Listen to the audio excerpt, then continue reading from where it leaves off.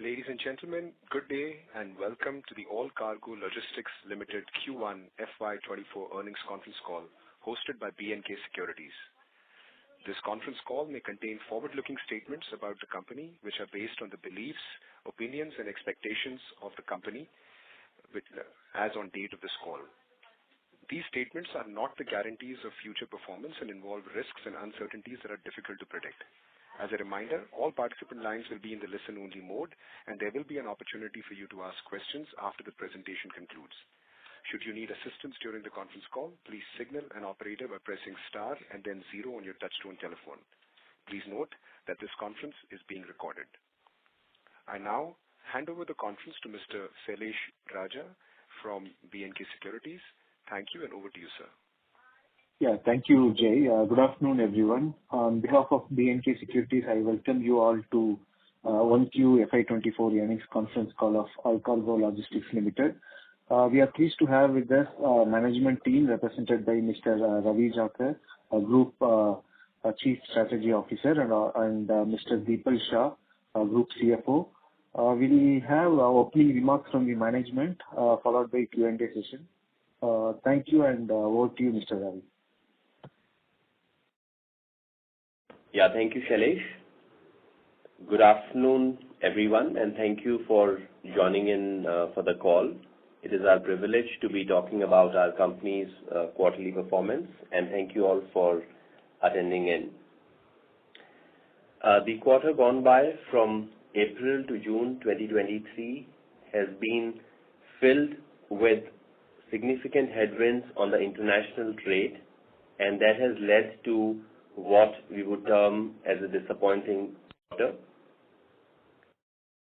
There is optimism as we look ahead, and at the same time, we do not still foresee the sharp rebound in the trade that economists were expecting until a few months ago, and we were also expecting for a normalized second half of 2023, which is July to December.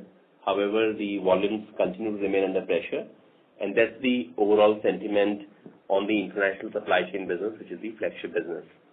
I'll try to share key commentary on all the businesses and then hand over to my colleague Deepal.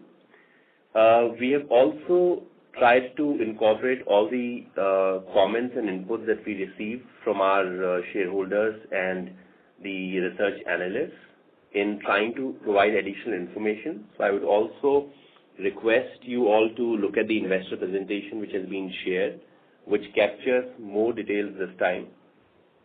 For an instance, we have provided the breakup of industry segments in the contract logistics business to provide a better clarity.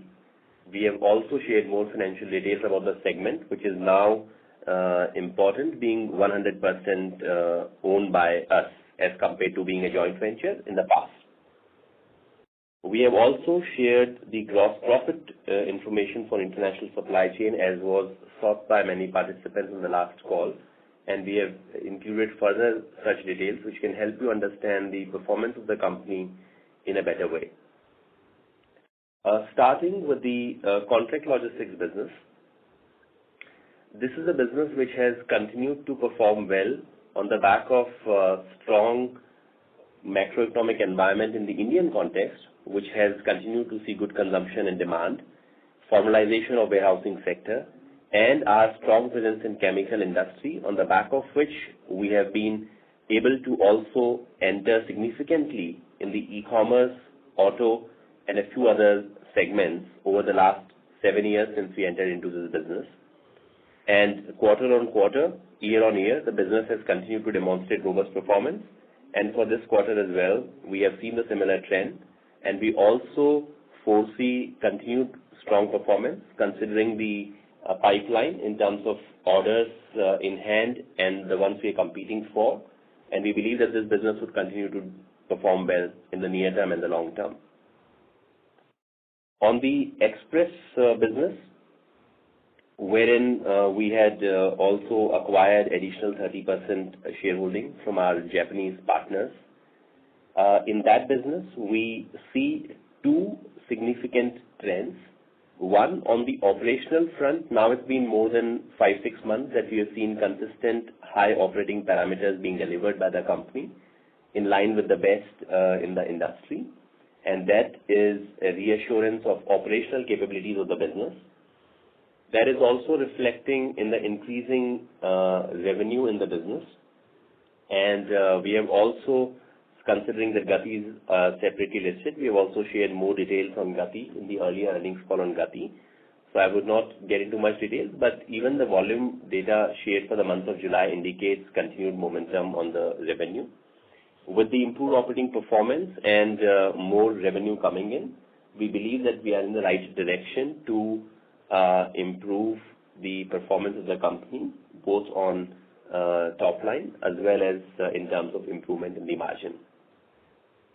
As of today, with the acquisition of 30% having been completed in the month of June, effectively, AllCargo Logistics owns approximately 65% of this express business, 30% directly through the Gati Express supply chain, which is the company which was earlier called Gati Kintetsu Express, and 35% through 50% holding in Gati, which holds the remaining 70%. So effectively, AllCargo Logistics holds 65% of this business.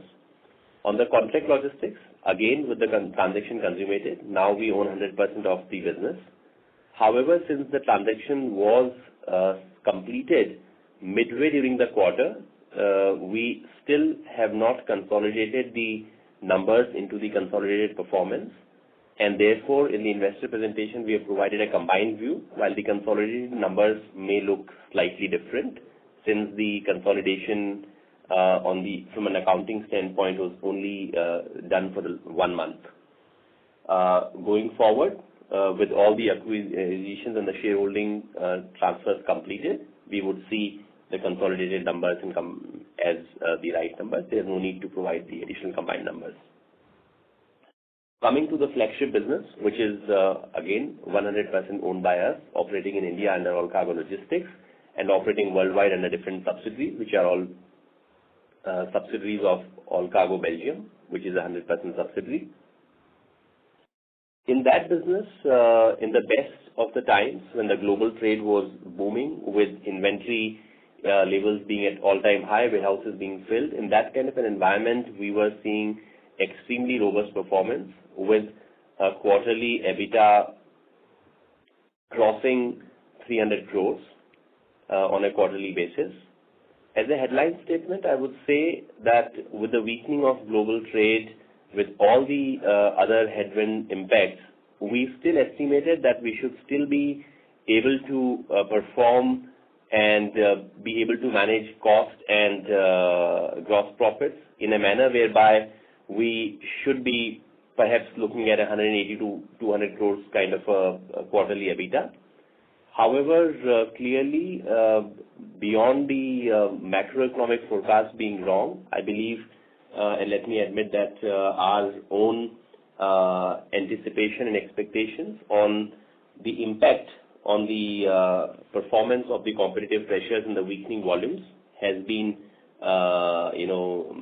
not turned out to be correct, and which is why we see a much weaker quarter than what we would have liked to see in the April to June quarter gone by. Primarily, there are two factors driving this. So on one hand, the macroeconomic environment means lower volume and higher competitive intensity with everyone competing for that. That is a parameter on which we are performing well. If I look at the top 20 countries where we operate, in 18 or 19 countries, out of those 20, we have gained market share, with only one exception wherein we have lost about 1.5% market share. So we have continued to outperform the competition in terms of being able to do more business.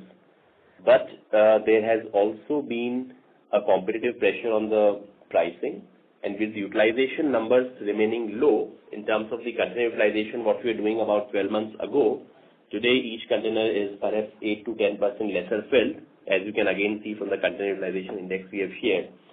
So the combination of all these factors the gross profit has been impacted. So one could see that the gross profit which we have shared this time on a year-on-year basis is down approximately 19%, while we would have anticipated it to be down lower in terms of rupees per cubic meter earned on the LCL business. We would have endeavored to keep it constant, but that has also dropped by about 6 to 7%. And these impacts on the gross profit, when translated into EBITDA impact, they get more pronounced with the scale impact.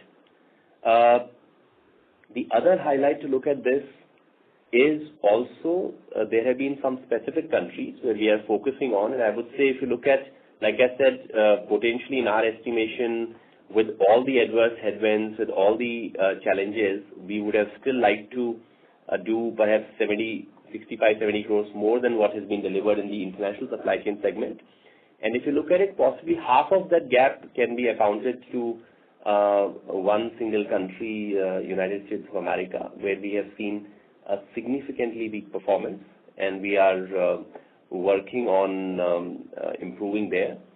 If I combine Europe and Americas, these two regions, which represent largely the long-haul trade also, with a lot of trade happening between Asia to these destinations, and also the more developed Western economies, which have been under more severe pressure in terms of trade flows.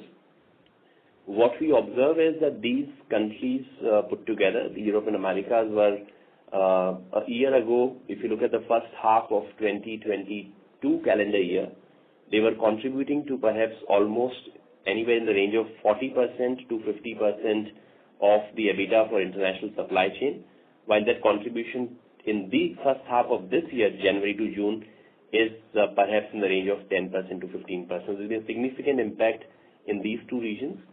And in terms of mitigating these factors, we are doing multiple things. One, we remain focused on the volumes, and which is why, despite weak environment, there is published data available from various forwarders and shipping lines listed on international exchanges talking about 8%, 9%, 10% kind of decline in volumes. We know from our competitive landscape that we estimate our competing LCL consolidators to have lost volume to the degree of maybe 14% to 15%. In comparison to that, we have been able to increase market share and thereby perform better in volume terms. We foresee a similar trend in the month of July as well, where we should be able to win on volumes, and we should be able to share July data in the next 3 to 5 days. So we are able to hold on to volumes, and this means that the expanded market share should help us when the market environment improves. We should be able to grow volumes, and as volume grows, hopefully that would mean better container utilizations, and therefore that's one plan we have in terms of staying focused on volume and market share to improve performance as the macroeconomic environment improves. The second aspect we've been focusing on is now looking at the cost line items more closely, expediting some of the initiatives which could be either around automating certain mundane processes, or it could be about executing the outcome of some of the transformation programs we've been running, which now have standardized the process and therefore allow us to move certain positions from high-cost countries into lower-cost countries to reduce the cost. So on one hand, we are trying to stay focused on volumes and market share. On the other hand, we are now more consciously looking at the cost as well, with an endeavor to get back to the EBITDA levels that we believe would be sustainable in adverse situations, and as and when the global macroeconomic environment improves, we should be able to further gain. On the FCL side, the market again has been weaker, and that has prevented us from exhibiting the growth rate that we have seen over the last 7-8 years on a sustained basis of 20%. The volumes on FCL are also flat. In the FCL business, we have always spoken about decline in yield with the freight rates coming down, which has happened. But while we anticipated that to be compensated by expanding volumes, we have found expanding volumes in FCL business to be more challenging, even though our market share in FCL is minuscule. So in the FCL business, the company's strategy is to focus on select markets. We are building team capabilities in some select markets and trying to work with these focus markets to drive growth in volume. So in summary, the company's approach on the international supply chain business would be to improve performance even with the adverse conditions continuing. And should the conditions improve, we should be able to see a significant improvement. In some sense, when we look at the profitability as well as the cost, taking into account all the inflationary adjustments and the appraisals which happen in the first quarter in some countries, which run on December to Jan, and some countries in the second quarter, which are mostly effective from 1st April. This quarter of April to June essentially accounts for all cost escalations, also accounts for competitive intensity, and therefore from an international supply chain business perspective, this is the bottom performance, and our endeavor is to improve from here, and not just hoping for better macroeconomic environment, but also with various initiatives which I highlighted. And we would also look at strengthening our own internal business forecast mechanism in a highly volatile environment, so that we can endeavor to, just like how we've been trying to provide more and more better, clear information, we'll also try to provide more and more accurate forecasts on how we see the coming few quarters.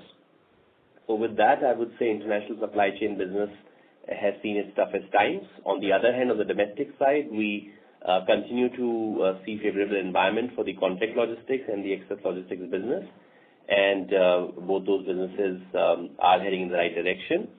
Apart from these three businesses, all the other businesses of the company have already been demerged, and therefore the business is focused on these asset-light, digitally enabled businesses. And in terms of technology advances, we are making good progress. Our data science programs have been yielding impact. If you look at the impact on network optimization for the express logistics business, which is being done by data science today, we are also using generative AI to improve efficiencies in answering quotation emails, which allow us to gain more volumes. This is in context of international supply chain business. So in many ways, the business performance that we see is also somewhere aided by technology, and every year to come, we believe technology to play an even important role. And considering that, we would remain focused on technology initiatives, which would drive the growth of the company in the long term. And on that note, I would request my colleague Deepal Shah to share financial highlights and talk about the financial performance of the business of the company. Deepal, over to you.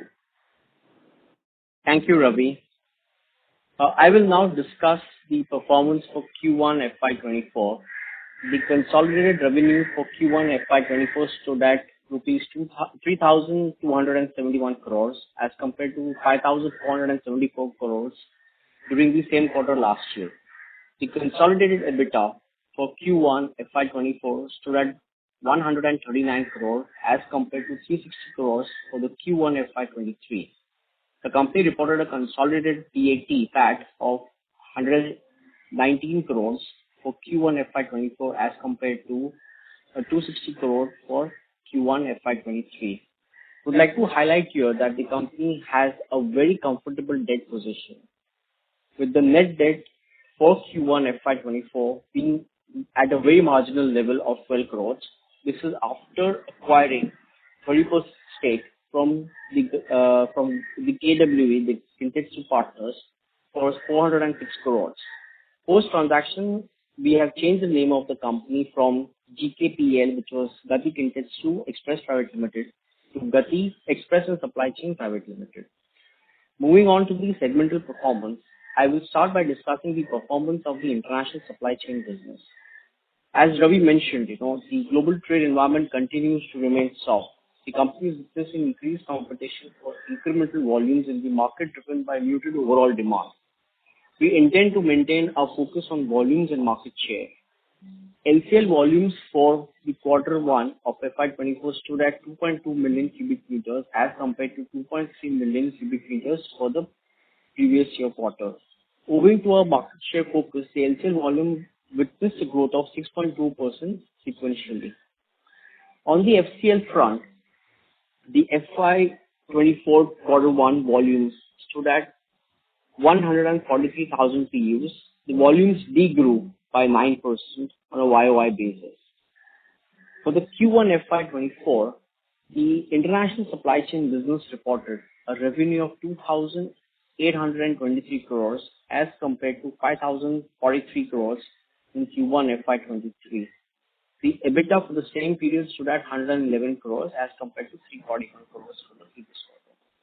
Moving on to the express business operating under the Gati Express Supply Chain Private Limited, continued emphasis on the best-in-class service levels and enhancing operational efficiency as culminated in a yet another strong performance for the quarter.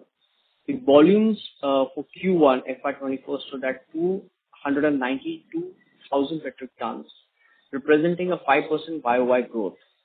For the period, the reported revenue stood at 367 crores as compared to 365 crores in the same quarter last year.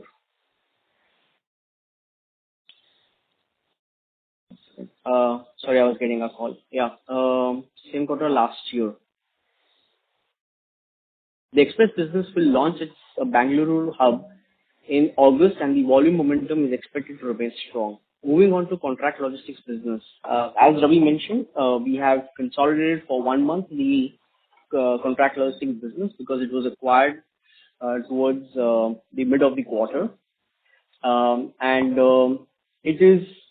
We completed our transaction, and 100% of that business is now owned by AllCargo Logistics through its subsidiary ASCPL, which is AllCargo Supply Chain Private Limited.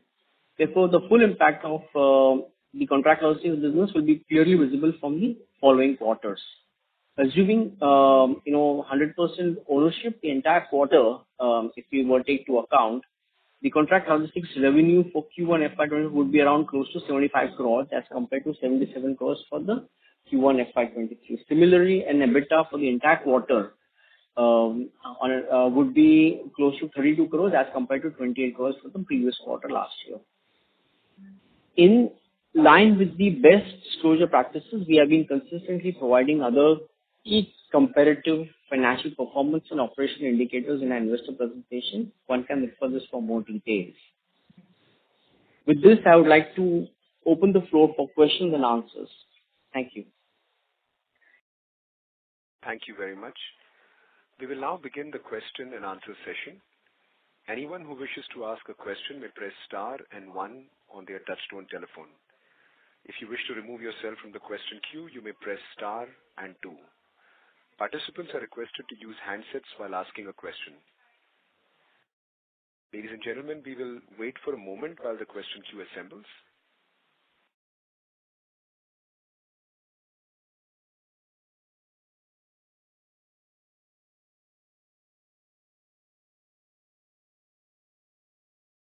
The first question is from the line of Nirav Savai from Abacus. Please go ahead.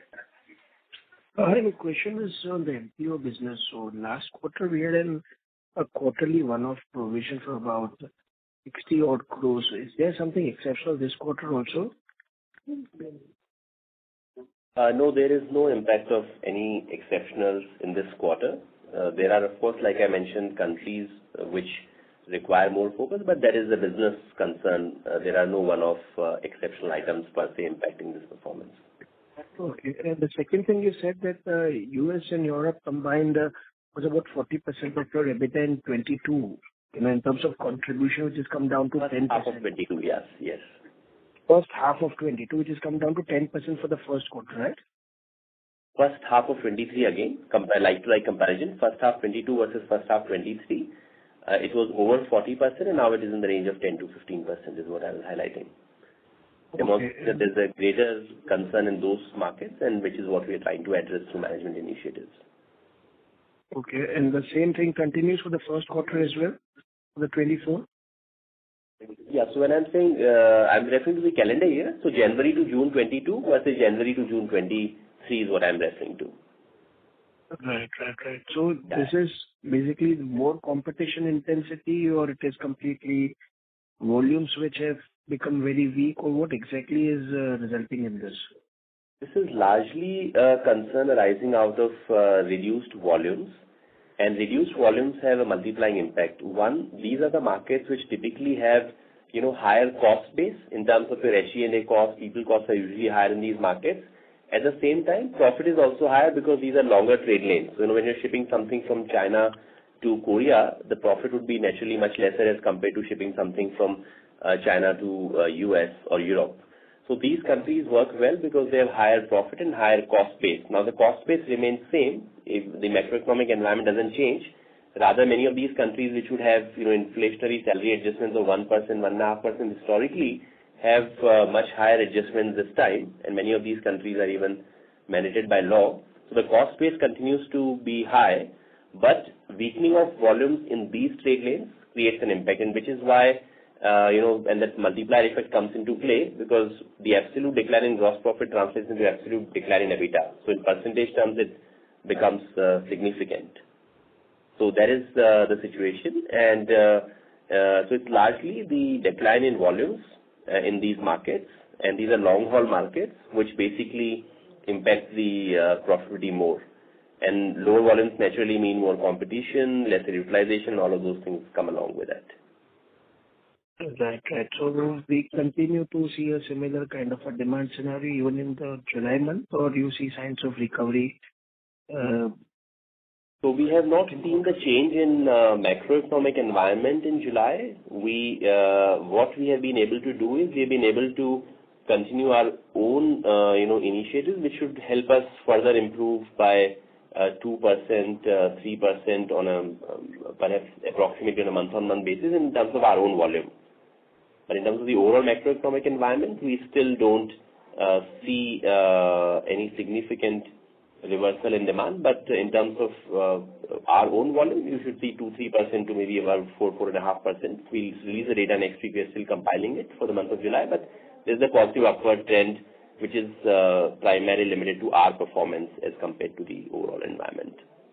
Right. In terms of cost, if we see the conversion cost for MTO business around about 580 crores for the first quarter. So is there any annualized budget where we can get a sense of how this is moving on for FY24, the entire year? You mean to say the forecast for the remaining 3 quarters?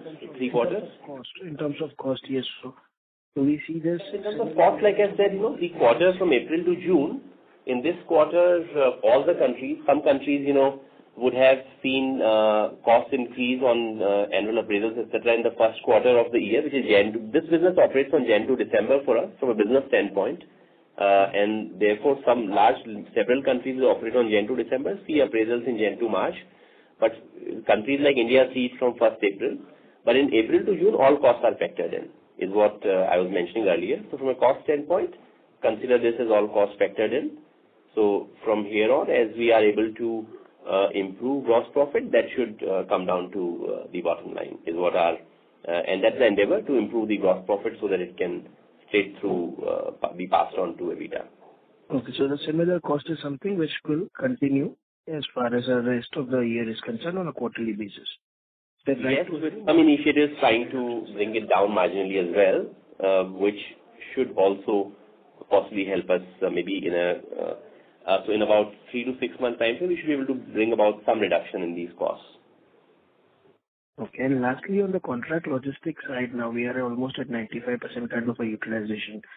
So what kind of growth do we see in this business? And even if it's on a YOY basis, there has been a decline in revenue. So how do we see this business for the next 2-3 years kind of a time frame? Yeah, so in this business, the YOY decline that you see in revenue is only on account of a certain specific kind of business, which was not profitable. It was more like a pass-through business being done with a certain client, which we have cut off, and which is why, if you would notice, the EBITDA has gone up by almost 15%. The gross profit has gone up by almost 25% year on year.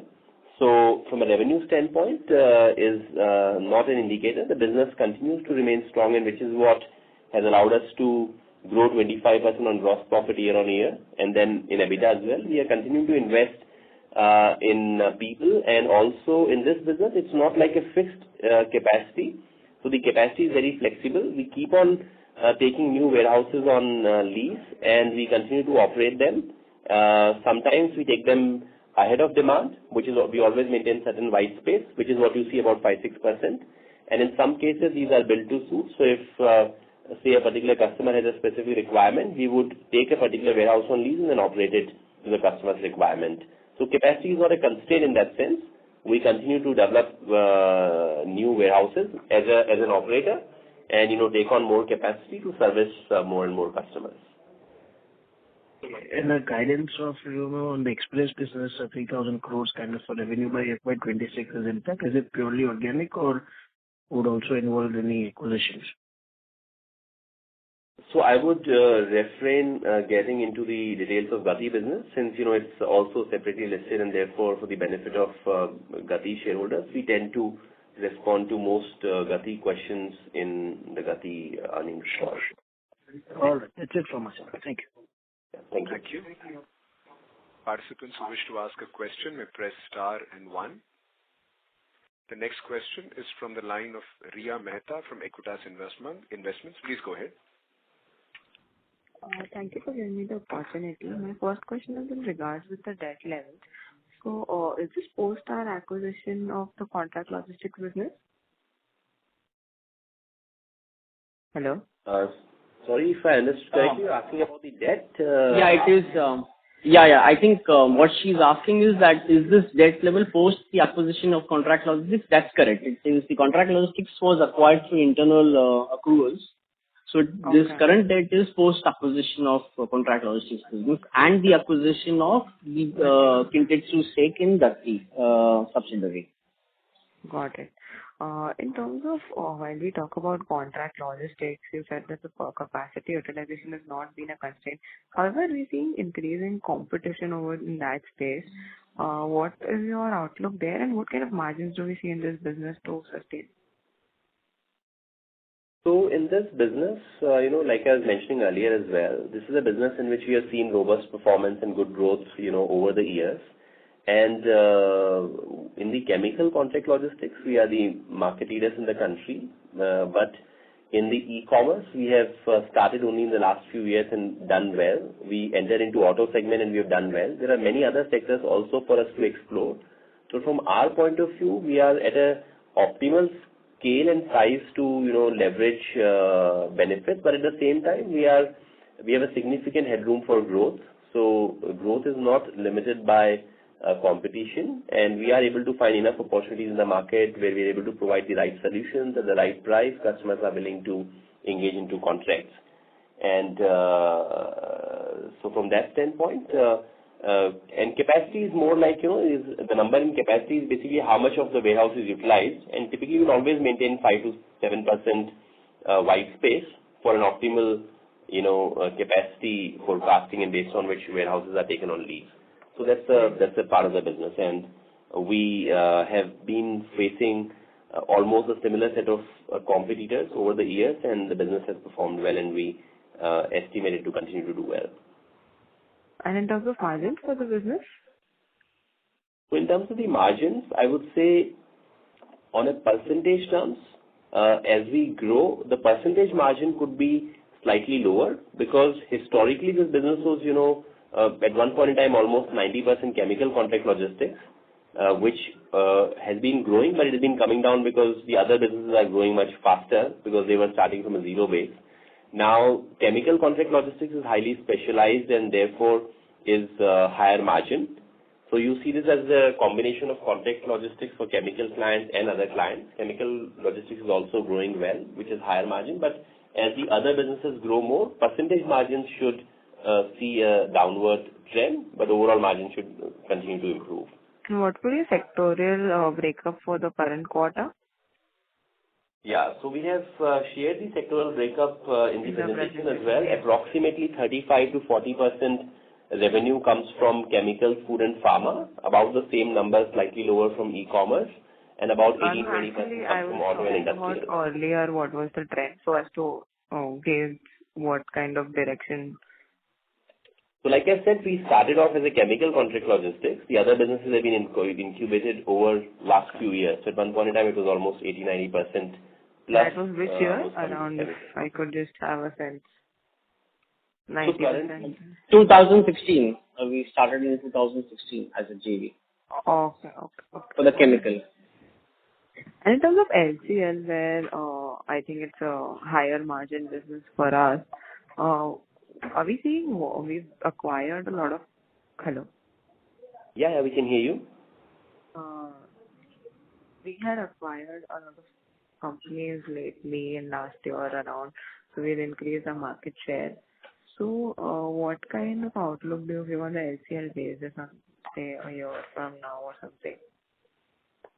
Despite macroeconomic scenario being weak or current levels? Yeah. So in the LCL business, we have acquired one company in the last 18 months or so. Prior to that, we had acquired Nordicon, which was in the year 2021. And what we have done is a follow-on transaction in that. We already own 65% and we have acquired additional 25% recently. So that's the same company. It's not a new business. It was already part of the business. The new company which we acquired this year was in the month of January, which is a company called Fairtrade in Germany. For this business, we have seen a volume contribution. However, the business is still not contributing on the bottom line. So there's been some marginal volume contribution which you have highlighted of the degree of about 1.5%. On the margin side, we anticipate that the business will take some more time before it can start turning positive on profits. Considering that it was, a competing network that we acquired, so it had to incur loss of certain business immediately, while the network synergies would only kick in over a period of time. So we estimate that business to move from marginal losses, these are not significant losses, to break even over the next 3 to 4 months. Then the overall scheme of things, impact of about 1.5% or so on volume, almost no impact on bottom line. Got it. And in terms of our trade lanes, like you said, UK and US form, or the loss of EBITDA would form almost 50% would come from UK and US trade lanes. Could you guide us what are the trade lanes which would impact us more than 10%? Yeah, so let me also clarify. I did not say UK and US. I said Europe and Americas. When we say Americas, it includes US, Canada, and Central America, which is Mexico, and Latin American countries such as Peru, Chile, Argentina, Brazil, etc. On the European, we are talking about everything from Scandinavia, which is Denmark, Finland, Norway, to Poland on the east, UK, Belgium, Germany in the north, Spain, France, Italy. So I'm talking about the whole of Europe and Americas, which is what I referred to. Overall, we have 2,500 trade lanes that we operate, and there is no single trade lane which accounts for 10% of the business. Okay. And India would form how much of part of our trade lane, which includes India's counterpart? So India itself would have multiple trade lanes across the world, but India as a country would say roughly be about 10-12% of the business. 10 to 12%. And in terms of sectorial breakup in terms of kind of volumes in the LCL business, what kind of sector would contribute the largest? So we are almost sector agnostic in this. This is a truly representative of global trade. Therefore, there's no sectoral dependence per se.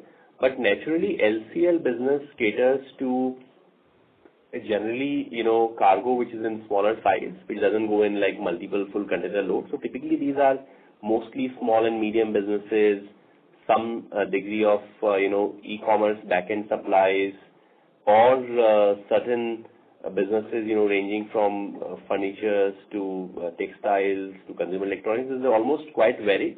But you could say there will be general bias towards smaller businesses. So you would find more share of LCL among these smaller businesses as compared to, say, if you're looking at large Walmart contracts, they would mostly be skewed towards FCL.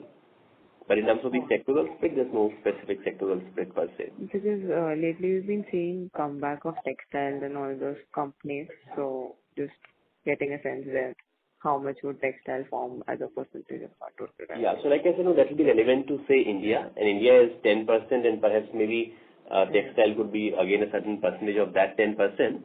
And as such, we have been noticing that since the Indian economy has been doing well, and except for the recent months wherein you would have certainly taken note of India's exports also declining significantly, driven by lack of demand in the Western economies, but otherwise still on a comparative basis, whether we compare to other manufacturing countries such as China, India has sustained the performance much better, and we believe that India should lead the curve in terms of growth as well. Okay, thank you. That's it from my side. Thank you. Before we take the next question, we would like to remind participants that you may press star and 1 to ask a question. The next question is from the line of Uday Prakash from Value Research India Private Limited. Please go ahead. Hi, sir. I just have a few questions from my side. Since the launch of EQ360 in 2018, at that time, it has grown significantly over the years. They have added more and more features. Now, can you let me know how much revenue do we derive from EQ360 as a percentage of total revenue? Yeah. Let's say 2-3 years ago. Yeah. So I can share with you that when it comes to export bookings, which is a good indicator of revenue being booked by the company on a global basis, in 2000, or say pre-pandemic 2019, there was a single-digit number, about 7 to 8% of the bookings which are happening digitally. Today, with the launch of platform capabilities, we have almost, as of today, would be somewhere in the range of 66 to 67% of the global export bookings happen digitally, which could be either somebody logging into EQ360 or even directly an API or EDI interchange between our systems and the client systems. So sometimes they are directly connected to EQ360 by way of an API, so they don't even need to log into EQ360. They can operate in their own ecosystem while being supported by EQ360 in the backend. So digital bookings have moved from about 7-8% to about 66-67% on the global exports. Oh, okay, sir. My second question is on contract logistics. Now, since we are the leader in chemical contract logistics and we have developed a certain expertise in that area, and we have now entered into auto also, do we already have or do we plan to have any long-term contracts with bigger companies so that we are the ones who handle their goods constantly? Is there something like that, or we do it on a contract-to-contract basis only for any company that comes to us? Yeah, so that is the advantage in contract logistics business, that it is not a transactional business. So unlike an express logistics business where customer is booking one shipment from origin to destination, or even in international supply chain when somebody is booking 1 cubic meter or 1 container of cargo, contract logistics business by nature is usually more longer term contracts, which could vary from 12-month contracts to some of them could be 5-year contracts as well. These are typically long-term contracts awarded by the companies for managing their entire inventory in that particular warehouse. So these are by nature not transactional but long-term contracts. Okay, so adding a major company to our client portfolio would be kind of a breakthrough for this entire segment itself. Almost all the key companies, I would say, majority of, so if you look at the chemical segment, almost all the top companies operate with us.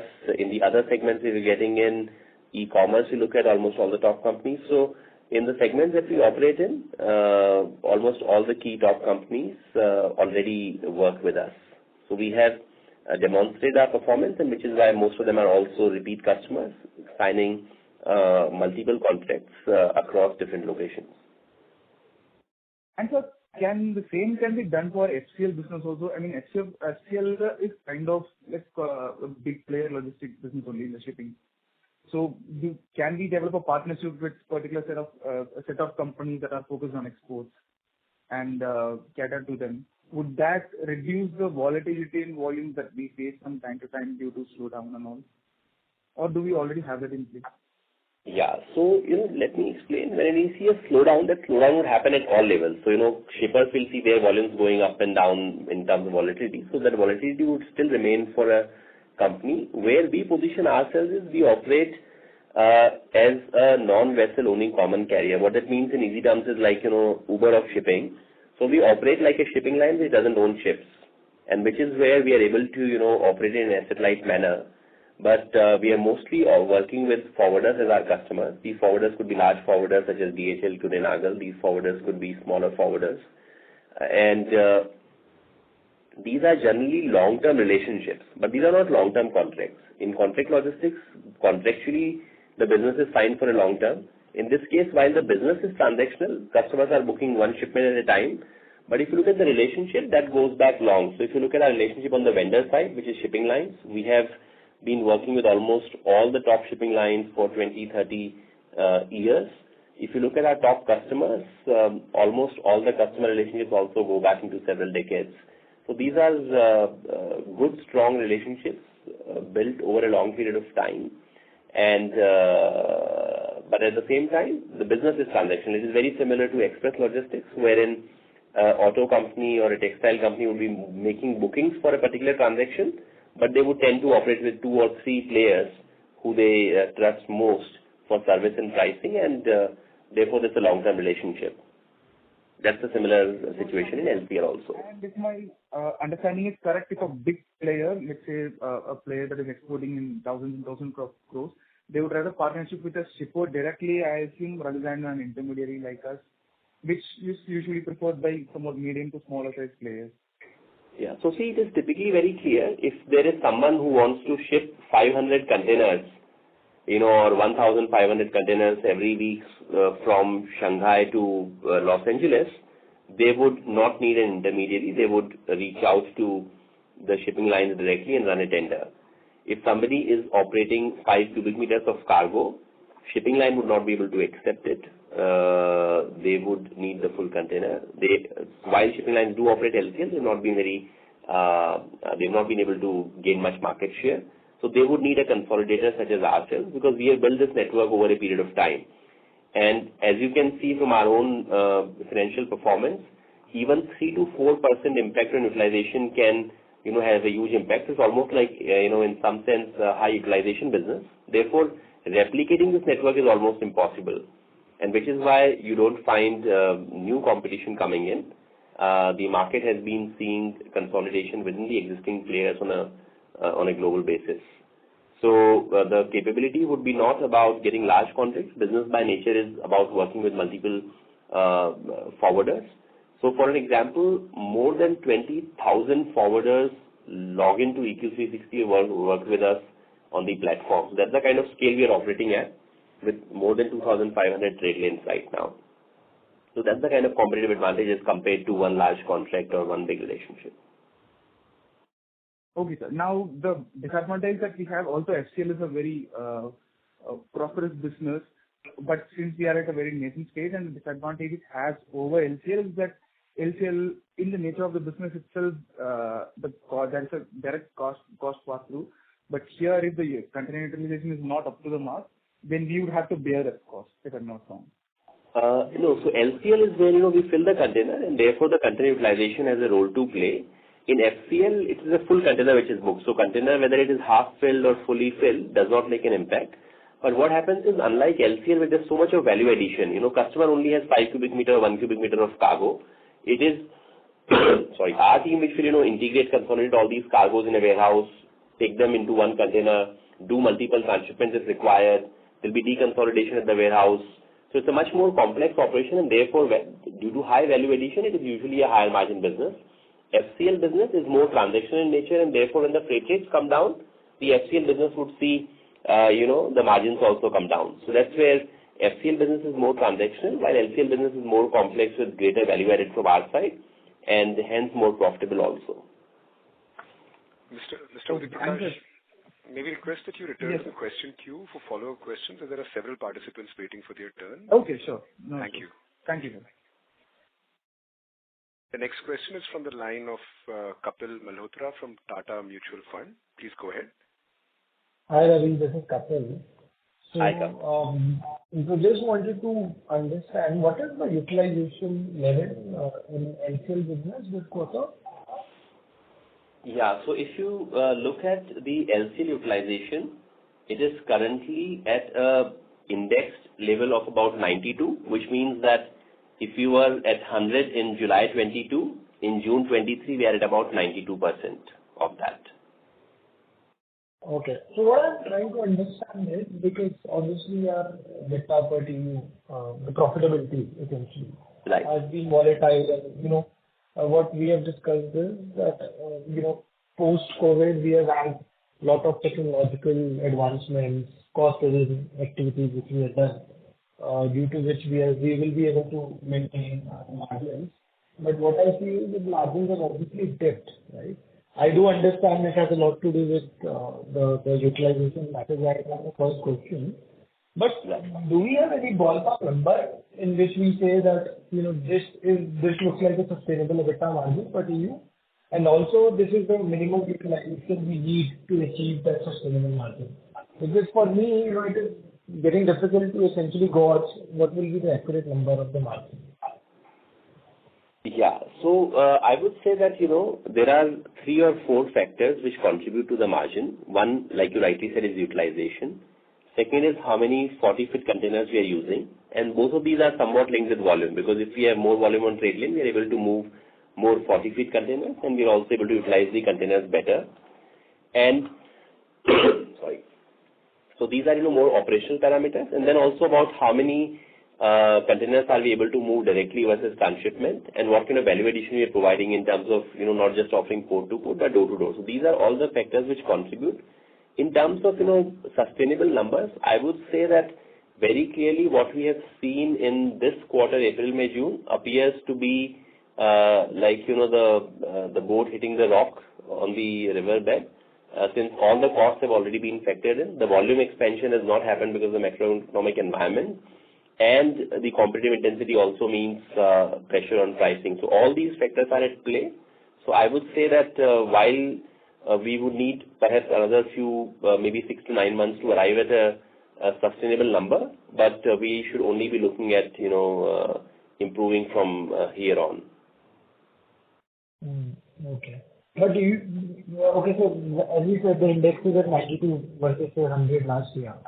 What ideally should be the right index for us, where we can make at least a decent money? Yeah. So I would say that, we should definitely return to 95-96% as compared to 92 that we have today. That would be the broad estimate. And as you can see, that 3-4% increase should translate to better yields and therefore the better profitability. That is the approach with which, we are internally planning as well, in terms of how can we take that to 95-96, and that means that requires volumes to come in, and which is where we've been trying to focus more on the market share expansion and getting volumes back. It would also be somewhat linked to the recovery in long-haul trade lanes, because that is where the maximum profitability impact is, which is, Europe to LATAM, China, Europe, China, Americas, etc., or India, Europe, India, Americas.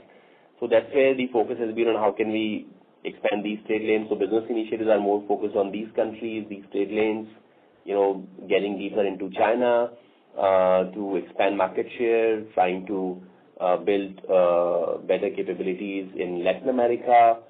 We've been hiring teams in Brazil and a few other countries, trying to further strengthen our base in Eastern Europe. So we've been working on various strategic initiatives which can help us grow volumes on these long-haul profitable trade lanes. And those volumes should help us also operate trade lanes with optimal utilization, which, like I said, the target internally would be to go back to at least 95-96 over the next 6 to 9 months. But lastly, on the similar line, are we able to quantify what is the cost savings we have been able to do due to the technological advancements we have done in the last 2-3 years?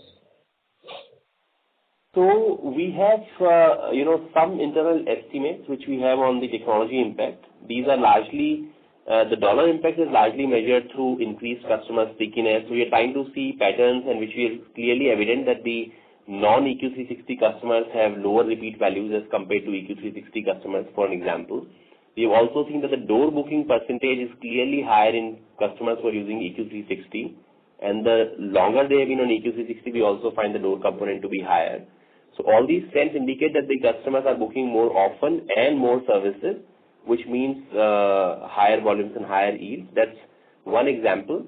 On the data science projects, we are seeing impact in terms of on the cost side. So these are some of the things that we have seen wherein we also feel that, and it's not just the impact in terms of ease of doing business, but there is also a dollar impact on top line in the international supply chain business in particular, and on the cost side in the domestic express business in particular. Okay, thank you. Thank you. The next question is from the line of Bhavya Sanghvi from Fortress Group. Please go ahead.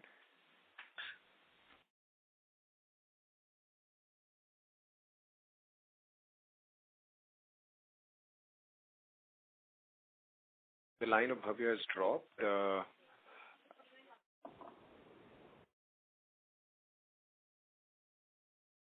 I think due to paucity of time, that was the last question. I will now hand the conference over to Mr. Sailesh Raja for closing remarks. Yeah, thank you. On behalf of BNK, that concludes this conference. Thank you for joining us, and you may disconnect now. Thanks. Thank you. Thank you all. Thank you.